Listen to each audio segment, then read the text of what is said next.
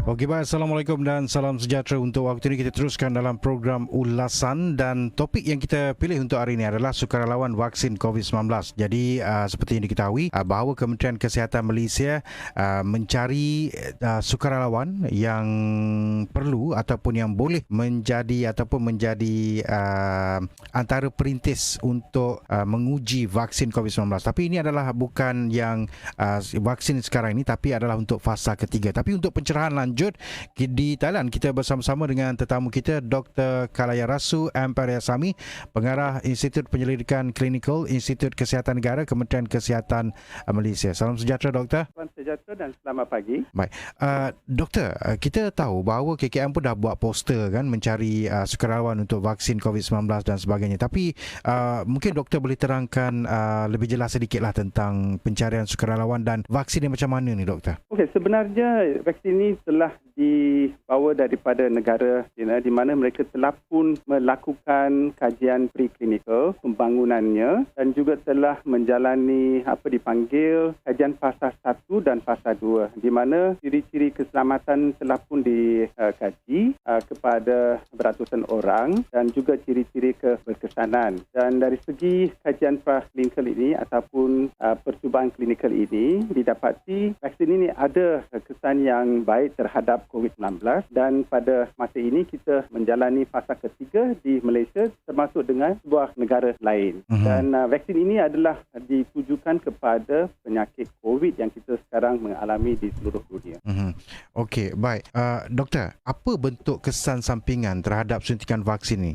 Seperti yang tertera di poster tu, ada kata mungkin demam sikit, jerit-berit sikit. Macam mana, Doktor? Biasanya bila seseorang itu menerima suntikan, ini tidak terkira ataupun termasuk suntikan vaksin percubaan.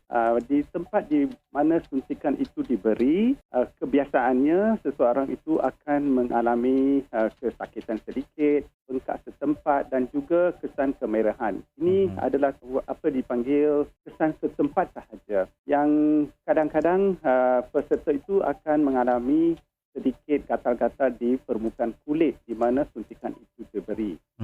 Kemudian dari segi kesan ataupun reaksi badan, pada kebiasaannya seseorang itu akan mengalami demam yang sikit dan juga keletihan badan atau lesu. Ini biasanya akan berlangsung lebih kurang 2-3 hari dan boleh dirawat seperti biasa. Saya rasa biasa je, Doktor, kan, kalau setakat kesan-kesan ruam, kalau kita buat suntikan untuk vaksinasi yang lain pun kita mengalami kesan-kesan yang sama kan. Lebih kurang serupa. Kita kena BCG pun ada yang demam, Doktor, kan. Ya, Okey. betul. Tapi ada tak, Doktor, risiko terhadap sukarelawan ini ada kesan yang membimbangkan seperti kegagalan yang mungkin membawa maut? Touchwood lah, Doktor. Ada. Kita sebenarnya perlu memeriksa apa sebenarnya sesuatu percubaan klinikal. Sebelum sesuatu percubaan klinikal dibenarkan dalam Malaysia dan juga di mana-mana negara lain di mana percubaan klinikal dilakukan, data dari segi kajian preklinikal dan juga percubaan klinikal fasa 1 dan 2 mesti memastikan keselamatan dan keberkesanannya. Dari segi keselamatan ini amat dipentingkan. Sekiranya dari fasa 1 didapati ada kesan-kesan keselamatan yang serius, percubaan klinik itu akan ditamatkan pada peringkat itu. Tidak akan dibawa ke peringkat lain sebab ada kesan yang macam diterangkan tadi, kesan contohnya maut. Dari segi protokol, apa yang biasanya kita katakan ialah tata cara kaedah ujian, di Malaysia kita menjalani beberapa ciri keselamatan juga. Pertamanya, para penyelidik itu mesti bertauliah. Mereka mesti mempunyai GCP. Ini adalah jalan di mana mereka bertauliah sebagai penyelidik. Itu adalah satu ciri yang penting. Kedua, mereka mestilah mendaftarkan percubaan klinikal ini di dalam MREC ataupun Jawatan Kuasa Etika dan Penyelidikan Perubatan. Sini ada pakar-pakar pelbagai bidang dan juga orang awam yang akan meneliti tata cara kajian itu dan menentukan sama ada percubaan klinik itu adalah selamat dan boleh digunakan di Malaysia. Seterusnya, agensi Regulatory Pharmaceutical Kebangsaan. Kita sering dengar ENFRA dalam perbahasan dalam social media. Mereka juga menentukan ciri-ciri ini, keselamatan dan keberkesanan sebelum diguna pakai sebagai bahan dalam percubaan klinikal. Semua ini adalah untuk menentukan sesuatu bahan produk dalam kajian itu selamat dan mematuhi undang-undang negara. Oleh itu, kita sebenarnya mengawal semua ini untuk mengurangkan apa-apa risiko pada tahap yang paling rendah. Ini penting. Okey, baik. Dan menurut pembacaan yang saya lakukan, Doktor, 2 hari yang lalu, difahamkan setiap peserta akan ditugaskan secara random untuk menerima vaksin ataupun placebo. Apa beza vaksin dengan placebo ni, Doktor? Perbezaan vaksin dan placebo dalam sesuatu percubaan klinikal, sebelum kita menentukan tahap keberkesanan, tahap itu mesti dibandingkan dengan bahan produk yang tidak mengandungi bahan tersebut. Contohnya dalam percubaan vaksin ini, placebo yang diberi itu adalah bahan yang serupa dan ciri-cirinya sama kecuali tidak ada vaksin. Oleh itu, dari segi keberkesanan itu, kita boleh meneliti sama ada perbandingan antara produk yang mengandungi vaksin boleh dibandingkan dengan tidak ada vaksin dan sama ada keputusan itu adalah sesuai untuk kita menentukan tahap keberkesanannya. Contohnya, sebahagian daripada yang menerima vaksin itu, kalau kita bandingkan dengan yang menerima placebo adalah 50% sahaja ataupun tidak ada perbezaan, maka satu penentuan bolehlah diberi. Kesan daripada produk vaksin itu adalah sama macam tidak ada vaksin. Itu adalah satu cara kita menentukan. Okey, faham. Tapi setiap sukarelawan ini akan diperhatikanlah, Doktor.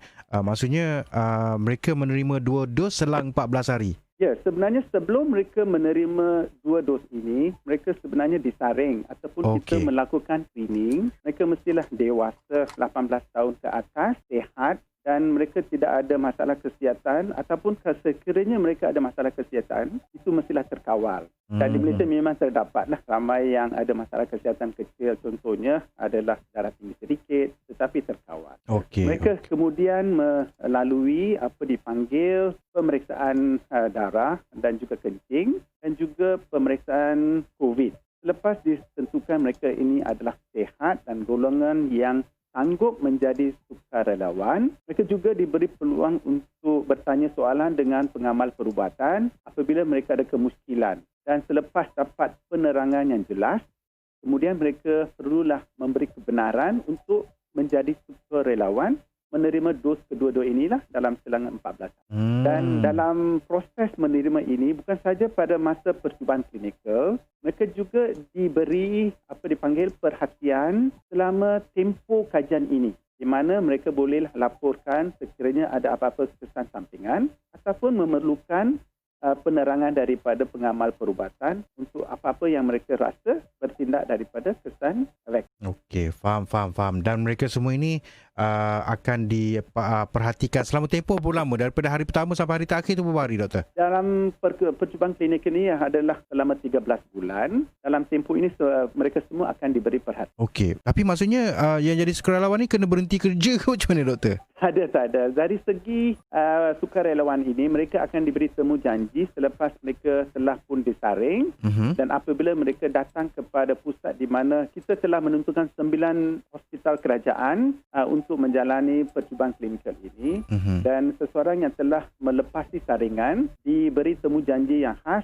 untuk mereka hadir dan pada hari itu mereka akan diperiksa semula sedikit dan selepas menerima suntikan akan diperhatikan selama 30 minit hingga 60 minit dan selepas itu mereka bolehlah pulang. Itulah dia punya prosedur untuk menjalani percubaan klinikal ini. Okey. Macam mana cara nak hubungi KKM ni, Doktor?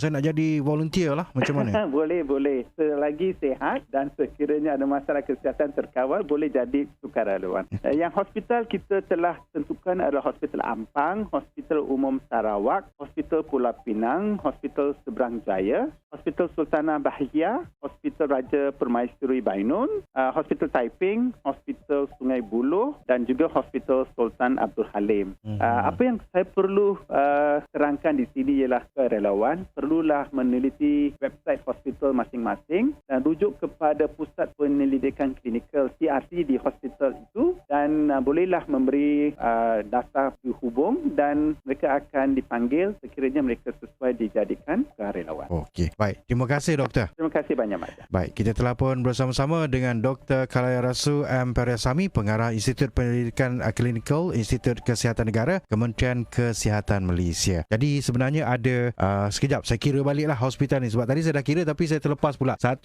Hospital Sungai Buloh, 2 Hospital Lampang, 3 Hospital Raja Pemaisuri Bainon, 4 Hospital Taiping, 5 Hospital Pulau Pinang, 6 Hospital Seberang Jaya, 7 Hospital Sultanah Bahiyah, 8 Hospital Sultan Abdul Halim Sungai Petani dan juga Hospital Umum Kuching Sarawak. 9 hospital semuanya. Anda ke Facebook Kementerian Kesihatan saja dan ada QR code di sana. Kod lah ada kosong lagi.